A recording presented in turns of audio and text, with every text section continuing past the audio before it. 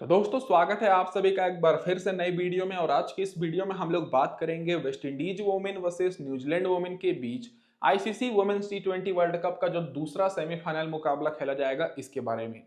तो दोस्तों दोनों टीम्स अभी तक इस वर्ल्ड कप में तीन तीन मुकाबले जीती है और दोनों टीम्स बहुत ही अच्छे फॉर्म में है। तो हम लोग इस वीडियो में खास करके जानेंगे कि क्या हमें न्यूजीलैंड की तरफ से ज्यादा खिलाड़ी को रखना चाहिए या फिर वेस्ट इंडीज की तरफ से, और सबसे इंपॉर्टेंट कि टॉस के हिसाब से कैप्टन और वाइस कैप्टन हमें अमेलिया केर को बनाना चाहिए जो कि न्यूजीलैंड की तरफ से अच्छे फॉर्म में है, या फिर एच मैथ्यूज को। तो दोस्तों बहुत ही इंफॉर्मेटिव वीडियो है, तो गौर कीजिएगा। ये जो मुकाबला है 18 अक्टूबर को खेला जाएगा शाम में 7:30 बजे से। ग्राउंड की बात करें तो शारजा में ये मुकाबला होगा। तो डायरेक्ट बात कर लेते हैं इस ग्राउंड की पिच रिपोर्ट के ऊपर। तो दोस्तों अभी तक इस ग्राउंड पर वुमेन्स के जो टी20 मैचेस हुए हैं वो दोस्तों 20 हुए हैं, जिसमें से पहले बैटिंग करने वाली टीम 10 बार जीती है, चेस करने वाली टीम भी 10 बार जीती है। और रिसेंट में हमें यह देखने को मिल रहा है इस वर्ल्ड कप में कि जो टीम रिसेंट में चेस कर रही है वो मैच भी जीत रही है। एवरेज स्कोर 125 130 के आसपास देखने को मिलेगा। अब हाईएस्ट स्कोर यहाँ पर ऑस्ट्रेलिया वुमेन पिछले मुकाबले में ही 151 रन बनाई थी इंडिया के सामने, और इंडिया इस टारगेट को चेज नहीं करने पाई थी इंडिया वुमेन की टीम। और लोएस्ट स्कोर यहाँ पर श्रीलंका वुमेन का है 69 रन का। अब स्कोरिंग पैटर्न देखिएगा तो जो 20 मुकाबले हुए हैं उसमें से 150 के नीचे 17 बार स्कोर बना है, 150 और 70 के बीच में 3 बार। इसका मतलब साफ है कि इस ग्राउंड पर ज्यादा हाई स्कोरिंग मैच भी नहीं होते हैं, तो और बॉलर्स को काफी ज्यादा मदद मिलती है। तो डायरेक्ट बात कर लेते हैं जो रिसेंट के 3 मुकाबले इस ग्राउंड पर खेले गए हैं इसके स्टैट्स के ऊपर। जो पिछला मुकाबला हुआ वो ऑस्ट्रेलिया वुमेन और इंडिया वुमेन के बीच हुआ, और ऑस्ट्रेलिया दोस्तों 151 रन की टारगेट दी थी और इंडिया वुमेन 142 रन ही बनाने पाई और 9 रन से जीती दोस्तों ऑस्ट्रेलिया वुमेन। 6 विकेट मिली फास्ट बॉलर को और स्पिनर्स को 7 विकेट। और उससे पहले इंग्लैंड वुमेन ने दोस्तों 10 विकेट से हराया था स्कॉटलैंड वुमेन को, जिसमें फास्ट बॉलर को 3 विकेट और स्पिनर्स को भी 3 विकेट मिली। और उससे पहले दोस्तों यहाँ पर न्यूजीलैंड वुमेन जीती थी 8 विकेट से, जिसमें दोस्तों स्पिनर्स को 7 विकेट मिली थी और फास्ट बॉलर को 1 भी विकेट नहीं। तो रिसेंट के जो 3 मुकाबले हुए हैं उसमें से 2 मुकाबले यहाँ पर चेस करते हुए टीम जीती है, और स्पिनर्स को कहीं ना कहीं थोड़ा ज्यादा यहाँ पर मदद मिल रहा है। पिछले 3 मुकाबले में फास्ट बॉलर को मात्र दोस्तों 9 विकेट मिली है और स्पिनर्स को 17 विकेट। तो आप लोग समझ ही सकते हैं कि स्पिन बॉलर यहाँ पर कितने ज्यादा इंपॉर्टेंट रहेंगे। फर्स्ट इनिंग में 6 विकेट मिली है फास्ट बॉलर को, स्पिनर्स को 12 विकेट। सेकंड इनिंग में फास्ट बॉलर को 3 विकेट और स्पिनर्स को 5 विकेट। मतलब साफ है कि जो भी टीम पहले बैटिंग कर रही है इस ग्राउंड पर ज्यादा विकेट गिर रहा है फर्स्ट इनिंग में, तो जो भी टीम पहले बॉलिंग कराएगी उनके आपको बॉलर्स पर खासा फोकस करना है और फास्ट बॉलर पर फोकस करना है। ये दोस्तों आप लोग के लिए इंपॉर्टेंट रहेंगे। अब इसके बाद डायरेक्ट बात कर लेते हैं दोस्तों यहाँ पर आगे हेड टू हेड रिकॉर्ड के ऊपर। तो दोस्तों जैसा कि मैंने आपको बताया कि हेड टू हेड में न्यूजीलैंड वुमेन दोस्तों बहुत आगे है। 22 मैचेस हुए हैं दोनों टीम्स के बीच, जिसमें वेस्ट इंडीज मात्र 5 बार जीती है, न्यूजीलैंड वुमेन 17 बार। तो दोस्तों हेड टू हेड में तो न्यूजीलैंड का पकड़ा भारी है ही। साथ में रिसेंट फॉर्म दोनों टीम्स का एक जैसा है। 4-4 मुकाबले इस वर्ल्ड कप में दोनों टीम्स खेली है, मात्र एक ही मुकाबला हारी है और 3-3 मुकाबला जीती है। अब डायरेक्ट बात कर लेते हैं दोस्तों यहाँ पर क्या रहेगी अब इस मुकाबले में वेस्ट इंडीज वुमेन की प्लेइंग 11। तो आगे बढ़ने से पहले मैं आप सभी लोगों से ये दोस्तों दुआ बोल देता हूँ आप लोग कि वीडियो को लाइक जरूर कर दीजिएगा और चैनल को सब्सक्राइब कर दीजिए अगर आपको सारे मैचेस की सबसे पहले वीडियो चाहिए, और टेलीग्राम पर जुड़ जाइए, बायो में लिंक दे रखा है। डायरेक्ट बात कर लेते हैं प्लेइंग 11 की। तो दोस्तों हैली मैथ्यूज ओपनिंग करेंगी क्वाना जोसेफ के साथ, और पिछले मुकाबले में दोनों ओपनर्स ने अर्धशतकीय पारी खेली थी। फिर कैंपबेल आएंगी, फिर यहाँ पर डेंड्रा डोटिन आएंगी, फिर सी हेनरी आएंगी, फिर यहाँ पर अल्यानी आएंगी। उसके बाद यहाँ पर चेंडाई नेशन जो कि पिछले मुकाबले में ना ही बैटिंग मिला ना ही बॉलिंग मिला। फिर दोस्तों यहाँ पर जैद जेम्स, एफी फ्लेचर, फिर यहाँ पर मुनीसर, उसके बाद यहाँ पर करिश्मा रमहरैक। तो प्लेइंग 11 ये रहेगी। बॉलिंग में तो बदलाव होने के चांसेस नहीं है, ना ही बैटिंग में। थोड़े बहुत चांस है कि दोस्तों यहाँ पर नेशन और जेम्स मतलब की जगह पर हो सके चेंजेस हो जाए, लेकिन कम उम्मीद है।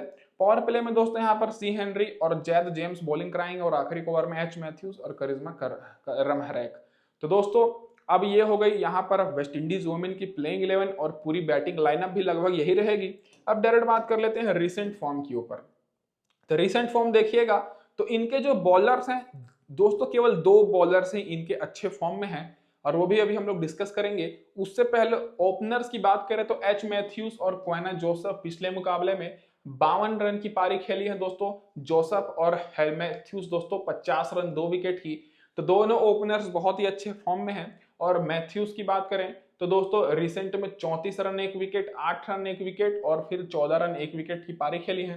क्वाना जोसेफ इस वर्ल्ड कप में मात्र 2 मुकाबले में ही परफॉर्मेंस की है, एक 31 रन की पारी और एक 52 रन की पिछले मैच में, नहीं तो बाकी सारे मुकाबले में इनका परफॉर्मेंस फ्लॉप ही रहा है।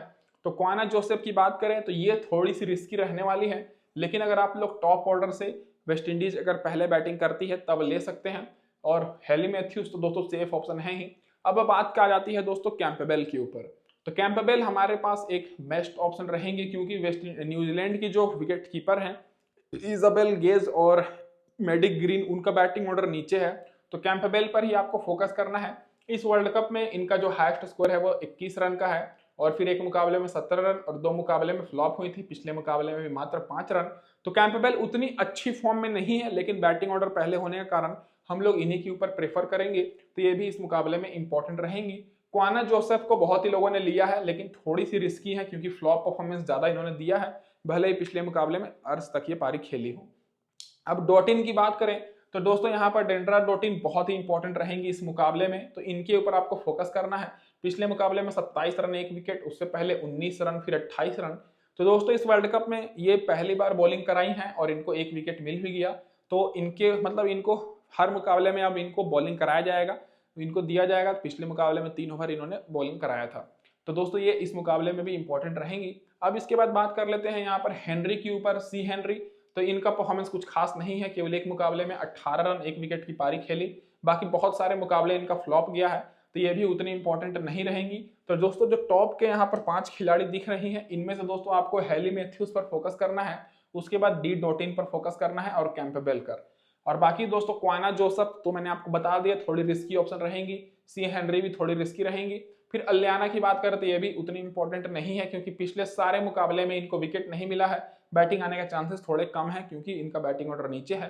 फिर नेशन की बात करें तो ये भी उतनी इंपॉर्टेंट नहीं रहेंगे क्योंकि सारा रिसेंट में इनका फ्लॉप परफॉर्मेंस हुआ है, केवल सिंगल डिजिट में इन्होंने स्कोर किया है।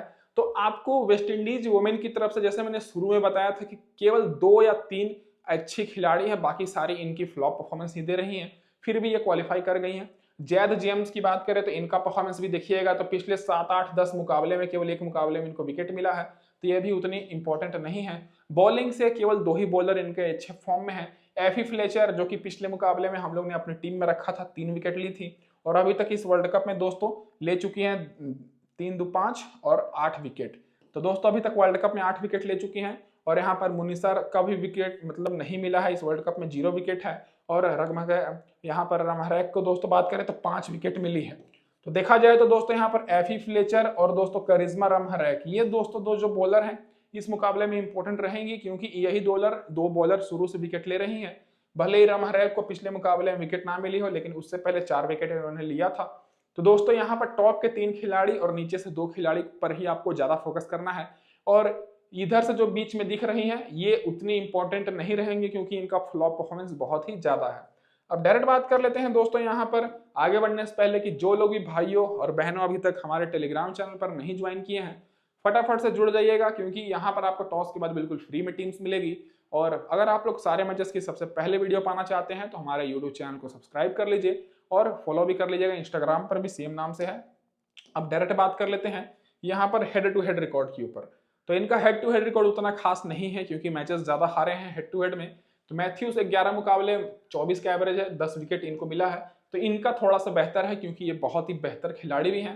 कैंपबेल का 17 का एवरेज है, 2 विकेट मिला है 11 मुकाबले में। डॉटिन का अच्छा है, 13 मुकाबले में 27 का एवरेज है, लेकिन विकेट भी 10 मिला है। तो दोस्तों जो टॉप के 3 खिलाड़ी हैं वो दोस्तों यहाँ पर एच मैथ्यूज, कैंपबेल और डेंड्रा डॉटिन, इन पर फोकस करना है। और सबसे ज्यादा इस मुकाबले में जो ट्रम्प खिलाड़ी रहेंगी वो यहाँ पर डेंड्रा डॉटिन रहने वाली हैं क्योंकि बैटिंग और पिछले मुकाबले में बॉलिंग भी कराई थी और वो भी 1-2 ओवर नहीं 3 ओवर इनको मिला था। सी हेनरी का परफॉर्मेंस फ्लॉप है दोस्तों, 12 का ही एवरेज है। अलियाना का 17 का है, फिर नेशन का भी 8 ही का है। बॉलिंग से दोस्तों एफी फ्लेचर का 9 मुकाबले में 8 विकेट और रमहरैक का बात करें 5 मुकाबले में 2 विकेट।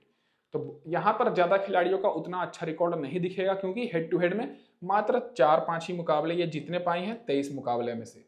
अब डायरेक्ट बात कर लेते हैं जो खिलाड़ी बेंच पर बैठी हुई हैं। तो पिछले मुकाबले में यहाँ पर दोस्तों मैंडी मंगरू को बैठा दिया गया था और यहाँ पर टेलर को भी बैठाया गया। टेलर का परफॉर्मेंस थोड़ा सा ठीक है, लेकिन अब जैसा भी होगा मैं आपको अपडेट करूंगा। अब डायरेक्ट बात कर लेते हैं कि क्या रहेगी अब न्यूजीलैंड वुमेन की इस मुकाबले में प्लेइंग 11।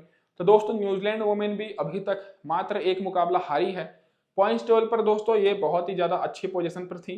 तो यहाँ पर अब हम लोग इनकी प्लेइंग 11 की बात करें तो इधर से आपको सूजी बेस्ट के साथ जॉर्जिया पिल्मर ओपनिंग करते दिखेंगे, फिर अमेलिया केर आएंगी जो कि शुरू से ही बहुत ही अच्छी फॉर्म में है, फिर सोफी डिवाइन, ब्रूक हेलिडी, फिर मैडी ग्रीन, इजाबेल गेज, फिर रोजीमेर मायर, फिर लीटा हाउ, इडी कार्सन और फ्रेंच जोनस को पिछले मुकाबले में खिलाया गया था जो कि 2 विकेट ली थी। पावर प्ले में एडी कार्सन, यहाँ पर रोजमेरी मेयर को बॉलिंग मिलेगा, फिर आखिरी ओवर में रोजमेरी मेयर और फ्रेंच जोनस। जो इनकी मेन बॉलर फिलहाल है वो दोस्तों रोजमेरी मेयर है, तो इनके ऊपर आपको फोकस करना है, अच्छी फॉर्म में है। प्लेइंग 11 और बैटिंग लाइनअप यही रहेगा। अब डायरेक्ट बात कर लेते हैं रिसेंट फॉर्म के ऊपर। तो दोस्तों इनका रिसेंट फॉर्म बहुत बेहतर है, खास करके इनके टॉप ऑर्डर के खिलाड़ियों का। तो टॉप ऑर्डर से सूजी बेस्ट पिछले मुकाबले में 28 रन की पारी खेली है, उससे पहले 17 रन, 20 रन, 27 रन। तो 4 मुकाबले में इनका मतलब 25-30 के रन के बीच में इन्होंने ज्यादातर स्कोर किया है। जॉर्जिया पिल्मर जो अभी तक 4 मुकाबले खेली हैं उसमें से एक मुकाबले में 53 रन, एक मुकाबले में 34 रन और पिछले मुकाबले में 17 रन। तो जॉर्जिया पिल्मर थोड़े से ज्यादा बेहतर फॉर्म में है, लेकिन इनको ज्यादा लोगों ने नहीं लिया है। तो जॉर्जिया पिल्मर इस मुकाबले में डिफरेंशियल ऑप्शन रहने वाली है। सूजी बेस्ट भी सेफ ऑप्शन रहेंगी, ये भी सेफ ऑप्शन रहेंगी। अमेलिया केर का परफॉर्मेंस तो बेहतर है ही, क्योंकि इनको सभी लोग कप्तान भी बनाएंगे। पिछले मुकाबले में 9 रन 3 विकेट, फिर 34 रन 2 विकेट उससे पहले, फिर 29 रन 4 विकेट और 13 रन 1 विकेट और 64 रन। तो अमेलिया केर सबसे सेफ ऑप्शन रहेंगी, तो आंख बंद करके इनको आप लोग कैप्टन वाइस कैप्टन कर सकते हैं। सोफी डिवाइन का परफॉर्मेंस भी बहुत अच्छा है। पिछले मुकाबले में 19 रन, फिर उससे पहले 13 रन, फिर 57 रन के भी इन्होंने पहले मुकाबले में पारी खेली थी। तो दोस्तों जो टॉप के यहाँ पर आपको 4 खिलाड़ी दिख रही हैं, इनमें आपको चारों को लेकर चलना है। और जॉर्जिया पिल्मर को आप लोग चाहे तो मेगा ग्रैंड लीग में कप्तान वाइस कप्तान भी बना सकते हैं। अब बात आ जाती है इनके जो बीच में 3 खिलाड़ी हैं, जैसे ब्रूक हेलिडे हो गई, मैडी ग्रीन और इजाबेल गेज। इन तीनों को आपको तभी लेना है जब न्यूजीलैंड वुमेन की टीम पहले बल्लेबाजी करे। पहले बल्लेबाजी करते समय भी इनको पिछले मुकाबले में मात्र 9 रन 5 रन और 22 रन बनाने का ही मौका मिला। तो आप लोग सोच ही सकते हैं कि इनका टॉप ऑर्डर का परफॉर्मेंस कितना अच्छा रहता है। चेस करते समय तो ये और भी ज्यादा बेहतर हो जाता है। चेस करते समय देख सकते हैं 53 रन की इन्होंने पारी खेली थी। फिर दोस्तों बहुत ही शानदार इनका परफॉर्मेंस रहता है।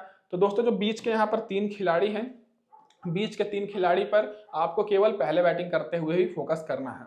अब डायरेक्ट बॉलर्स पर बात करें तो रोजमेरी मैयर का परफॉर्मेंस देखिएगा, तो अभी तक दोस्तों 4 मुकाबले जो खेली हैं उसमें से दोस्तों इनको 7 विकेट मिला है, तो सबसे बेहतर ये बॉलिंग करा रही हैं। फिर लीटा हाउ की बात करें तो पिछले 4 मुकाबले में 4 विकेट, फिर इडी कार्सन को पिछले 4 मुकाबले में 5 विकेट, और दोस्तों फ्रेंच जोनस तो ज्यादातर मुकाबले नहीं खेली हैं, पिछले मुकाबले में 1 विकेट मिला है। और सबसे बेहतर इनकी जो बॉलर है वो अमेलिया केर है, जो कि पिछले देख सकते हैं 4 मुकाबले में इनको लगभग दोस्तों 10 विकेट इनको मिल चुका है। तो यहाँ पर ज्यादा फोकस आपको इनके बॉलर्स पर करना है।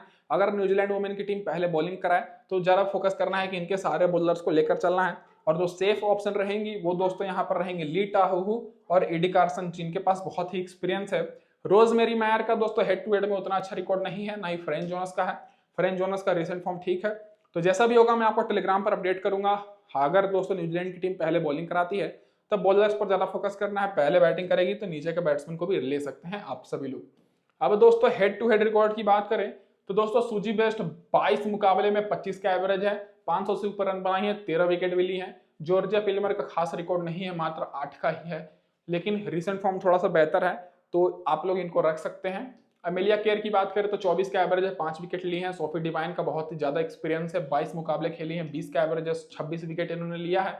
तो आप लोग एक काम ये भी कर सकते हैं कि ग्रैंड लीग में चाहे तो सोफी अमेलिया केयर को कैप्टन वाइस कैप्टन ना बनाकर सोफी डिवाइन को कर सकते हैं, क्योंकि सोफी डिवाइन का रिकॉर्ड अच्छा है। ब्रूक हेलिडे का फ्लॉप परफॉर्मेंस है, मैडी ग्रीन का 20 का एवरेज है, इजाबेल गेज का 15 का है। तो इन दोनों को तो आपको तभी लेना है जब पहले बैटिंग करे न्यूजीलैंड वुमेन की टीम, नहीं तो हो सके चेस करते समय ज्यादा रन का टारगेट ना हो और टॉप ऑर्डर के खिलाड़ी ही चेस कर दें। रोजमेरी मैयर का रिकॉर्ड नहीं है, लीटा हाउ का 8 मुकाबले में 5 विकेट, एडी कार्सन का 4 मुकाबले में 6 विकेट, फ्रांस जोनस का 5 में 7 विकेट। तो तीनों बॉलर्स का लगभग उतना अच्छा नहीं, लेकिन फिर भी ठीक ठाक रिकॉर्ड है। तो इंपॉर्टेंट रहने वाली है इस मुकाबले में बॉलर्स भी, खास करके न्यूजीलैंड वुमेन की। अब डायरेक्ट बात कर लेते हैं जो खिलाड़ी बेंच पर बैठी हुई हैं, तो इनकी तरफ से केवल 4 बॉलर ही बेंच पर बैठी हैं। पिछले मुकाबले में कैस्परेक को बैठाकर फ्रेंच जोनस को खिलाया गया था, उससे पहले कैस्परेक ने 2 विकेट लिया था। तो बॉलिंग में ही हो सके बदलाव होगा, नहीं तो चांसेस कम ही है। अब डायरेक्ट बात कर लेते हैं टीम कॉम्बिनेशन के ऊपर। तो दोस्तों यहाँ पर मैं आप लोग के लिए लाया हूँ दो टीम। एक दोस्तों जो टीम है जो हमारी राइट साइड में है ये सेफ टीम है, दूसरी तरफ जो टीम है ये मेरी स्पेशल यूनिक टीम है ग्रैंड लीग के लिए आप सभी लोगों के लिए। तो सबसे पहले सेफ टीम की बात करें तो दोस्तों यहाँ पर मैंने कैप्टन किया है अमेलिया केयर को, वाइस कप्तान एच मैथ्यूज को, क्योंकि मैक्सिमम लोग इन्हीं को कैप्टन वाइस कैप्टन करने वाले हैं क्योंकि इनके अलावा कोई और बेहतर ऑप्शन नहीं है। तो दोस्तों इन्हीं के ऊपर आपको फोकस करना है। विकेट कीपर से मैंने कैम्पबेल को लिया है, फिर यहाँ पर क्यू जोसेफ को, फिर यहाँ पर एच मैथ्यूज और डॉटिन को। तो देखा जाए तो दोस्तों यहाँ पर मैंने वेस्ट इंडीज की तरफ से एच मैथ्यूज को लिया है जो कि ओपनिंग करेंगे यहाँ पर क्वाना जोसेफ के साथ, फिर कैम्पबेल आएंगी, फिर डॉटिन आएंगी। तो टॉप ऑर्डर के 4 खिलाड़ियों को मैंने लिया है यहाँ पर वेस्ट इंडीज वुमेन की तरफ से। अब न्यूजीलैंड वुमेन की तरफ से बात करें तो जॉर्जिया पिल्मर को मैंने सबसे पहले लिया है जो कि ओपनिंग करेंगे सूजी बेस्ट के साथ, फिर तीसरे नंबर पर आएंगे अमेलिया केयर को मैंने लिया है, फिर सोफी डिवाइन चौथे नंबर पर। तो दोनों टीम्स की तरफ से कहीं ना कहीं मैंने टॉप ऑर्डर के चारों खिलाड़ियों को अपनी टीम में ले लिया है, ऑलराउंडर, बैट्समैन और विकेट कीपर मिलाकर। अब बॉलर्स की बात करें तो एडी कार्सन, रोजमेरी मैयर और एफ फ्लेचर को मैंने लिया है। तो दोस्तों जो हमारी पहली टीम है ये बिल्कुल सेफ टीम है, टॉप ऑर्डर के बैट्समैन और ऑलराउंडर्स को सपोर्ट करते हुए कैप्टन वाइस कैप्टन हमारे ऑलराउंडर्स ही रहेंगे जो कि टॉप ऑर्डर में बैटिंग भी कराएंगे। अब बात कर लेते हैं दूसरी टीम के ऊपर। तो दोस्तों जो हमारी दूसरी टीम है ये बॉलर्स को सपोर्ट करते हुए है और ऑलराउंडर्स को। यहां पर मैंने टॉप ऑर्डर पर 2 प्लेयर्स को नहीं लिया है दोनों टीम्स की तरफ से। इस टीम में दोस्तों ना ही मैंने यहाँ पर लिया है क्वाना जोसेफ को, देख सकते हैं क्वाना जोसेफ यहाँ नहीं है, ना ही जॉर्जिया पिल्मर है, तो जॉर्जिया पिल्मर को मैंने नहीं लिया है। केवल बैटिंग में मैंने सूजी बेस्ट को लिया है। तो यहाँ पर मैं जॉर्जिया पिल्मर की जगह पर ले लिया हूँ दोस्तों लीड टाहू को, और यहाँ पर क्वाना जोसेफ को मैंने लिया है करिश्मा रमहरैक को।